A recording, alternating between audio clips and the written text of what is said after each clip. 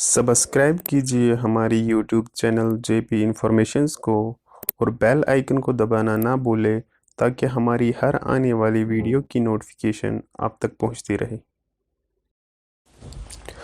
हज़रत आदम अलैहिस्सलाम का वजूद और उनका ज़मीन पर पहला कदम।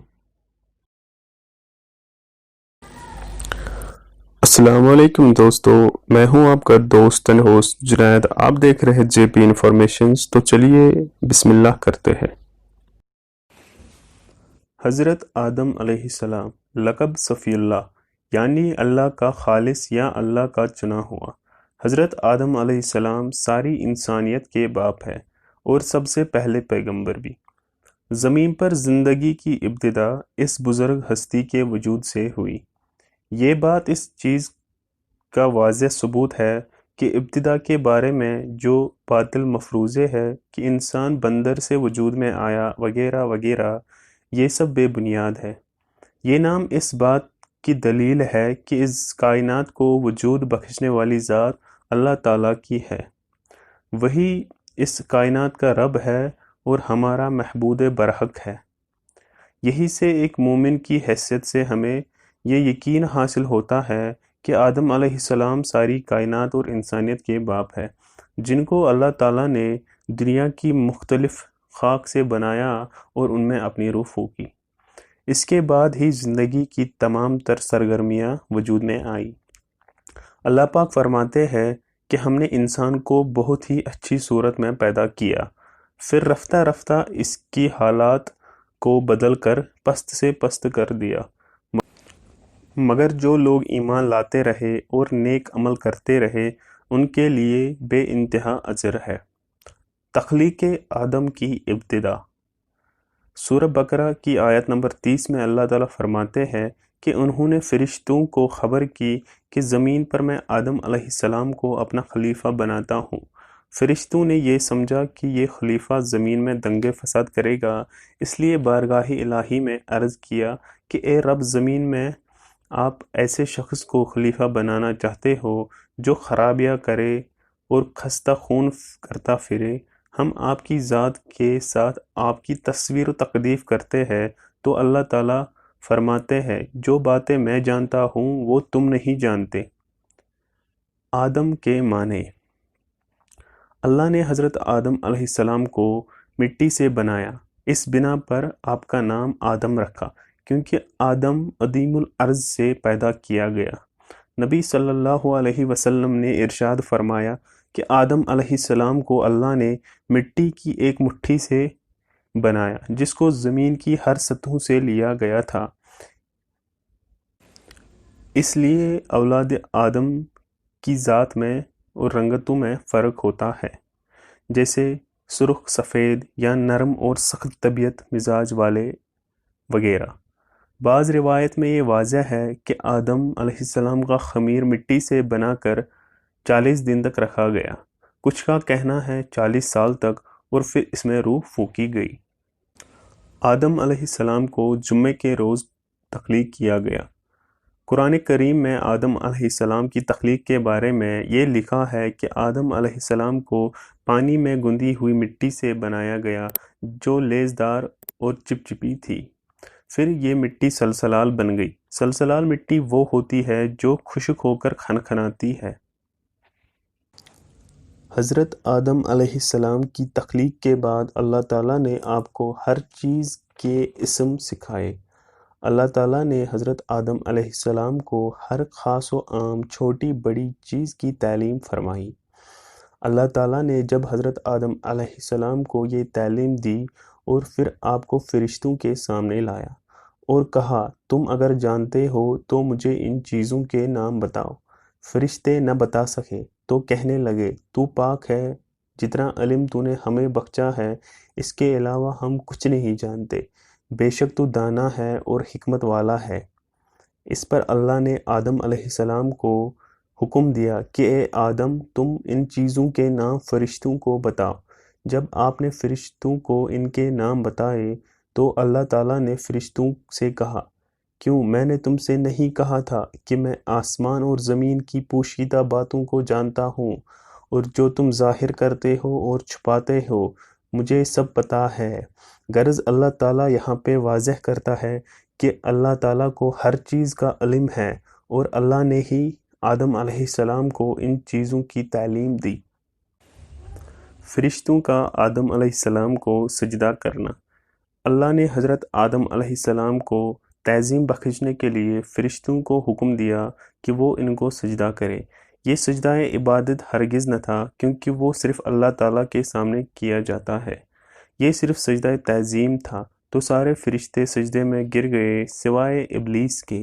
اللہ نے کہا، اے ابلیس، تجھے کیا ہوا؟ تو سجدے میں کیوں نہیں گرا؟ تو شیطان نے جواب دیا، میں ایسا نہیں ہوں کہ انسان کو سجدہ کروں، میں آگ سے بنا ہوں اور انسان مٹی سے۔ تو اللہ نے ابلیس کو وہاں سے نکلنے کو کہا اور کہا، بے شک تو مردود ہے اور قیامت تک تجھ پر لعنت برسے۔ اللہ تعالیٰ نے حضرت آدم علیہ السلام کو 4 طرح سے عزت بخشی۔ ایک اپنے ہاتھوں سے بنایا، دوسرا ان میں روح پھونکی، تیسرا ان کو ہر چیز کی تعلیم دی، اور چوتھا ان کو فرشتوں سے سجدہ تعظیم کروایا۔ حضرت بیوی ہوا۔ ہوا عربی زبان کا لفظ ہے جو ہی سے نکلا ہے، جس کے معنی زندہ ہے۔ کیونکہ حضرت ہوا علیہ السلام کو آدم علیہ السلام کی پسلی یعنی ایک زندہ چیز سے تخلیق کیا گیا، اس لیے یہ نام رکھا۔ حضرت آدم علیہ السلام ایک دن سوئے ہوئے تھے، جب اٹھے تو انہوں نے دیکھا ان کے سرہانے پہ ایک عورت موجود ہے۔ آپ نے پوچھا، تم کون ہو؟ تو جواب ملا، عورت۔ اور آپ نے پھر سے پوچھا، تمہیں کیوں پیدا کیا گیا؟ تو جواب ملا، تاکہ آپ مجھ سے سکون پا سکو۔ اور پھر اللہ نے ان کو جنت میں رکھا۔ پھر اللہ کا ارشاد ہوا اور کہا، تم اور تمہاری بیوی جنت میں جہاں چاہو وہاں رہ سکتے ہو، جو چاہو وہ کھا سکتے ہو، سوائے ایک درخت کے پاس نہ جانا، ورنہ گنہگار ہو جاؤ گے۔ حضرت آدم علیہ السلام کا جنت سے نکالنا۔ اللہ نے شیطان کو جنت سے نکال دیا اور آدم علیہ السلام کو ڈال دیا، لیکن پھر فرمایا، شیطان سے ہوشیار رہنا، کیونکہ وہ ہمارا کھلا دشمن ہے۔ اللہ تعالیٰ نے ارشاد فرمایا، آدم، ابلیس کہیں تمہیں اور تمہاری بیوی کو جنت سے نہ نکلوا دے۔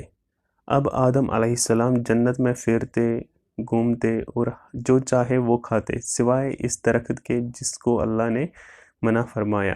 شیطان اس موقع کی تلاش میں تھا کہ کب آدم علیہ السلام کو بہکایا جائے۔ شیطان نے ایک دن آدم علیہ السلام کو وسوسے میں ڈالا اور کہا، تم کو تمہارے رب نے اس لیے اس درخت کا پھل کھانے سے منع کیا تاکہ تم فرشتے نہ بن جاؤ، اور قسم کھائی کہ میں تمہارا خیر خواہ ہوں۔ غرض شیطان کے بہکاوے میں آ کر آدم علیہ السلام اور ان کی بیوی نے اس درخت کا پھل کھایا، اور آدم علیہ السلام نے اپنے پروردگار کے حکم کی خلاف ورزی کی۔ اللہ نے اب آدم علیہ السلام اور ان کی بیوی ہوا کو جنت سے نکال کر زمین پر ڈال دیا، ساتھ میں شیطان کو بھی اتار دیا۔ اب یہ ایک دوسرے کے دشمن تھے۔ اولاد آدم علیہ السلام۔ اللہ تعالیٰ نے حضرت آدم علیہ السلام اور ان کی بیوی حضرت ہوا کو زمین پر اتار دیا۔ اب ان کی نسل کو آگے بڑھانا تھا، تو اللہ تعالیٰ نے ان کو ہر دن ایک بیٹا اور بیٹی سے نوازا۔ پہلے دن پیدا ہونے والے بیٹے کی شادی دوسرے دن پیدا ہونے والی بیٹی سے ہوتی تھی، اور اسی طرح پہلے دن پیدا ہونے والی بیٹی کا نکاح دوسرے دن پیدا ہونے والے بیٹے سے کیا جاتا تھا۔ اس کا مقصد یہ تھا کہ دنیا میں نسل کو آگے بڑھایا جائے۔ دنیا میں پہلا قتل۔ حابیل کی بہن کا نکاح قابیل کی بہن سے ہونا تھا، اور قابیل کی بہن کا نکاح حابیل سے ہونا تھا، لیکن چونکہ قابیل کی بہن خوبصورت تھی تو قابیل کے من میں لالچ پیدا ہوا۔ اس نے حابیل سے کہا کہ میں تمہیں قتل کر دوں گا۔ آدم علیہ السلام کو ڈر تھا، لہٰذا انہوں نے کہا، تم دونوں اللہ کی راہ میں قربانی پیش کرو، پھر جس کی قربانی قبول ہوگی وہی قابیل کی بہن سے نکاح کرے گا۔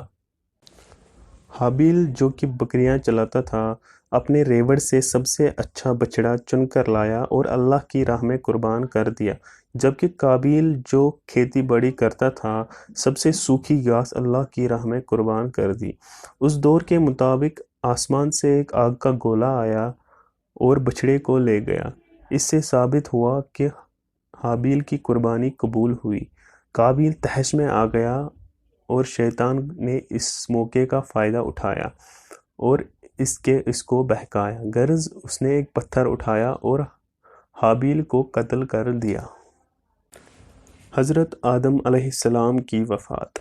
حضرت آدم علیہ السلام کی وفات کے بارے میں مختلف روایات ہیں۔ کچھ کا کہنا ہے کہ ان کی عمر 960 برس تھی اور کچھ کا کہنا ہے ان کی عمر 957 برس تھی۔ جب وہ فوت ہوئے تو جمعے کا دن تھا۔ فرشتوں نے جنت کی خوشبو اور جنت سے آدم علیہ السلام کے لیے کفن لایا اور حضرت شیش علیہ السلام سے تعزیت کی۔